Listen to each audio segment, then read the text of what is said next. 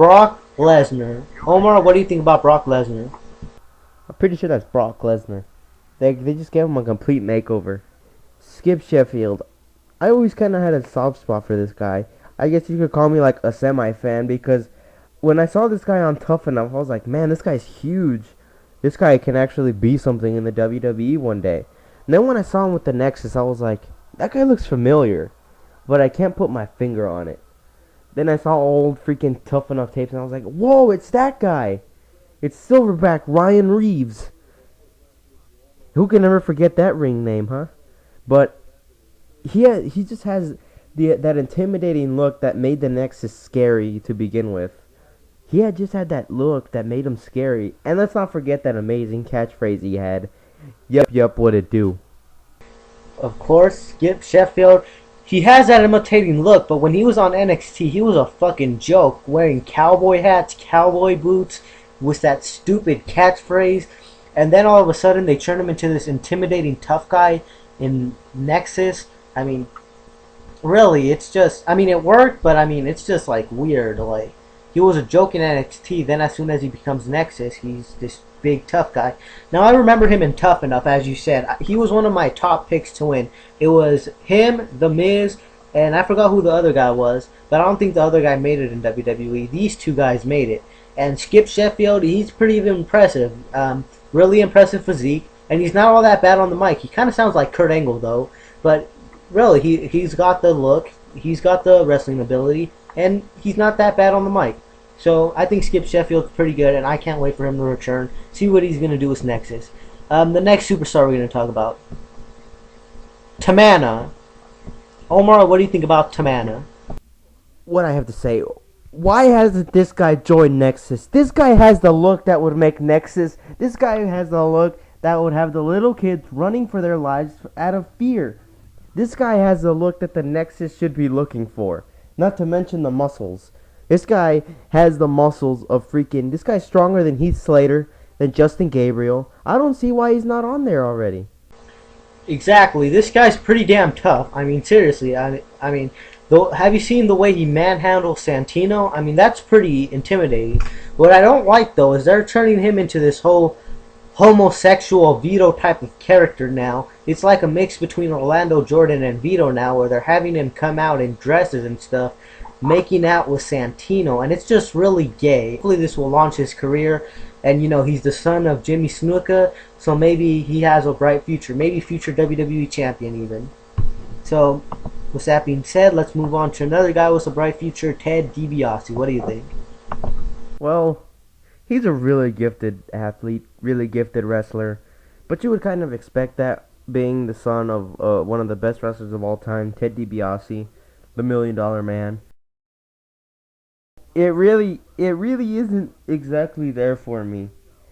I mean, he doesn't have nearly the charisma his dad had, nearly the mic skills. I think he's like right there with in-ring ability, but that's about it. I mean, he's not a chip off the old block at all. But for now, I don't see him passing anything past mid-card. What about you? He's alright. He's alright in the ring, he's alright on the mic. But what WWE's been doing, they're really trying hard to push him. Think about everything that they've been doing for him. I mean, they brought back the $1 Million Championship just so that he could have something to brag about. I mean, they brought back Virgil for him. They have Maurice working by his side now. And they're really trying to push him, but he's really lacking in charisma. That's one of the things that's holding him back. He still needs work. But he could make it, definitely. I definitely could see him with the WWE Championship one day. But anyway, speaking of superstars that I can see in the World Championship picture for a long time, next superstar we're going on, the Great Khali. So, Omar, what do you think about the Great Khali? But seriously, why the fuck is this guy in WWE? He's a fucking statue. He has no wrestling ability, no charisma. He doesn't have fucking anything going for him. The only reason he's in WWE is because of his size, and WWE already fucked that up, and now he's not intimidated anymore. After they fucking turned him into the Punjabi Playboy, and after they did all this shit, he's worthless now. He can't do anything. Then I'll play that video. Okay. The Miz! Oh my fucking god, The Miz! What do you think, Omar? You go first. I'll contain myself. Okay, so before you go Michael Cole on us here, I just want to say here that I'm a Miz bandwagon jumper. I remember that when he won Money in the Bank, I was super pissed off because I hated this guy with a passion. I never liked this guy. And then I saw how better he got, how much better he was starting to get in the ring. And I was like, this guy's not that bad. And then I saw how good he was on the mic, and I was like, I'm starting to become a fan of this guy. And sure enough, I did, as I was really excited when he won the WWE Championship. And unfortunately, I'm sorry, but MTO is gonna go Michael Cole on you guys in a second. So go ahead. Alright, so first off, The Miz, I've always fucking been a fan of this guy. My sister showed me when he was on the Real Road, and he was The Miz was my sister's favorite to win the Real Road. Well, I think so, but that was a long time ago. And I liked this guy in the Real Road. I thought this guy was really great, and I wanted him to win then. I didn't actually watch the Real Road. I only watched a couple episodes with The Miz, and I thought this guy was freaking awesome. And then, when he came into Tough Enough, I was like, holy fuck, that's the guy from the Real Road. That's the fucking dude. And I was like, oh my fucking god, I hope to god that this guy wins it. I really hope to god he wins it. And I was pissed the fuck off when he didn't win it. I fucking raged. I didn't even fucking... I don't care who he lost to. I just care that The Miz lost, and then he vanished all of a sudden for years and years. And then in 2006, the promos for The Miz's debut, I was like, oh my fucking god, finally, this guy's coming to WWE, finally. And then he came, and then he dominated. And while he was a joke at first, he was always a joke for the first couple weeks of his career, for the first couple months of his career. But still, I wanted to see The Miz get pushed. I really wanted to see The Miz get pushed. I was always for it. I was always like, man, they really got to push this guy. The feud he had with Boogeyman, two of my favorite superstars at the time, believe it or not. The year Miz had in 2007. I was disappointed. I was like, fuck, I really want to see this guy in the main event. I really want to see this guy get the push that he deserves because I know he has something. I know he can make it. I know this guy can really be something in WWE. And I was upset because I thought he was going to get released because of how poorly WWE used him. Then he became tag team champions with John Morrison. That tag team, we all know how that worked out. It helped both their careers. They were both great tag team. They really brought backlash to the tag team division. They were practically main eventers, being on both SmackDown. I'm going to have to agree with you. I think if it wasn't for that tag team, that Miz would have probably been released a long time ago. So thank God for that tag team. Thank God for John Morrison helping The Miz, and thank God for those two guys working so well together, being the new M&M. And they were practically main eventers. They were the champions. They were on both Raw and SmackDown every week pretty much, and they were always entertaining and on ECW. And then once they broke up and Miz got drafted to Raw, I was like, thank you. The Miz on Raw, I know this is gonna be good. His feud with John Cena, oh my god, the feud with John Cena that launched his career. I was like, WWE is gonna push him. WWE is finally gonna give this guy the chance. They see in him what I've always seen in him this entire time, and finally he's getting his push. And finally, what? And then in this year, 2010, finally, The Miz got his push. Tag team champion, United States champion, Money in the Bank, now the WWE champion.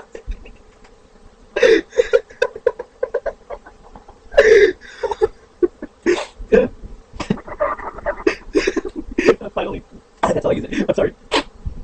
I can't go on. No more talking about Triple H. You finally shut the hell up, and we can continue. Triple H. Good old Triple H. He's always been entertaining in my opinion. I remember when I first started watching wrestling, and he was a heel, and I thought it was real. And oh my god, I was like, why is this guy so mean? I hate this guy so freaking much. And then that Katie Vick rivalry came on, and I was like, what the hell is this? And then when he did that dead corpse, it was like, what the fuck? But anyway, Triple H has always been entertaining in my opinion. You could say that he's only gotten his push because he's fucking Stephanie McMahon. But I think it was before that when he got his push though. It was 99 before they even started dating. So I think Triple H has that skill set that other wrestlers don't have nowadays. So what do you think? Personally, I've always thought when I first watched Raw, I've always thought he was a great heel. Ever since he turned face, he's still been a good face. The DX, when they brought DX back and all that. Right now, I don't know. He does hold back a lot of talent, but then again, he's the reason that Sheamus is where he is now. I don't know. He's alright. As long as he helps push the young talent and he doesn't hog the spotlight, he can be cool. Let's think. Who else has he pushed? The last person he really pushed was, well, Sheamus, but before that, Randy Orton. Look at what Evolution built, okay? Okay, he built Batista and Randy Orton to be what they are now.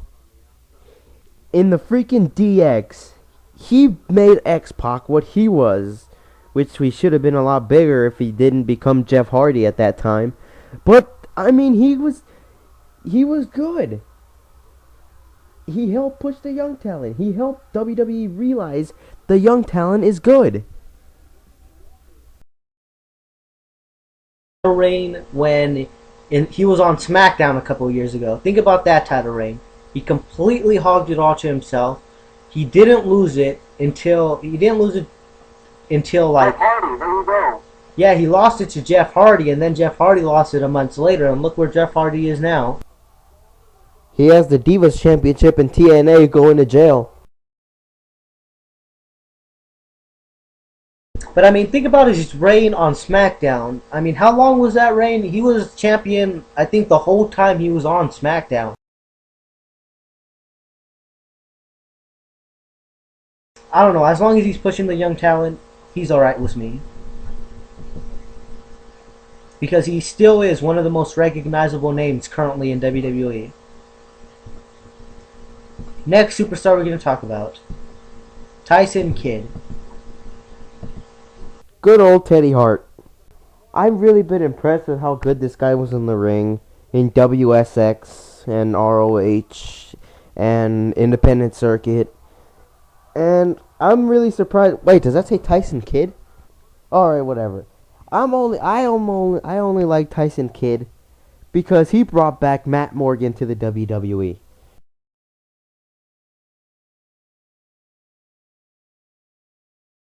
See, I don't think he could really. He needs a mouthpiece. I don't think he could succeed on his own because he needs a manager to, back him up or talk for him because he's really just not a good heel at all. I mean, I don't look at this guy and think heel. I look at this guy and think supercuts. So moving on.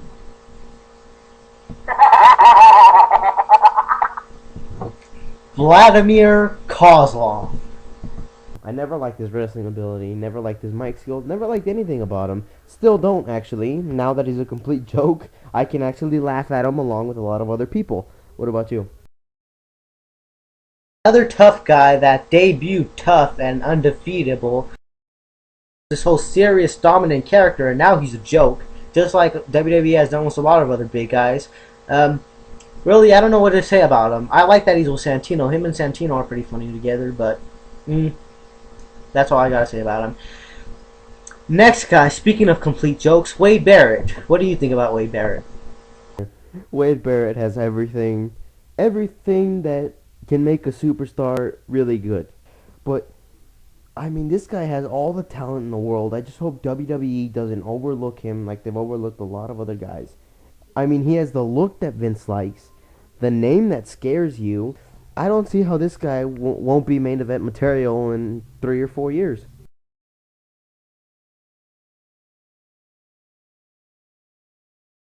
Package. I mean, you really can't say much. He's a complete package.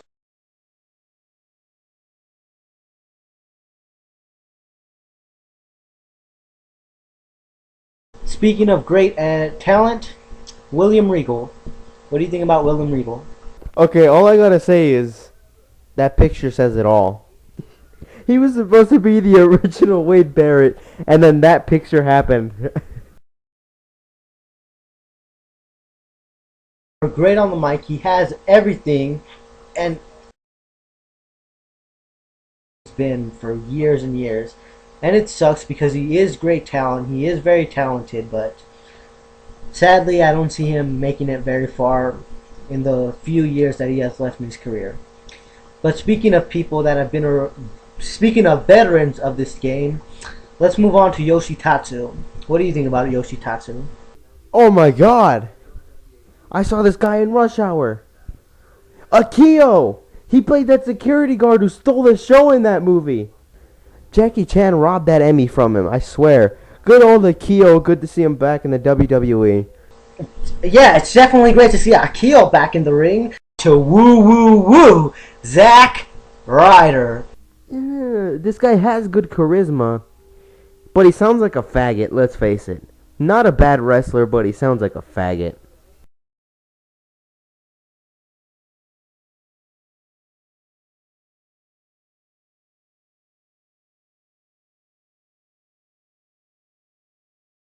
So I don't see him lasting much longer in WWE, which is kind of sad because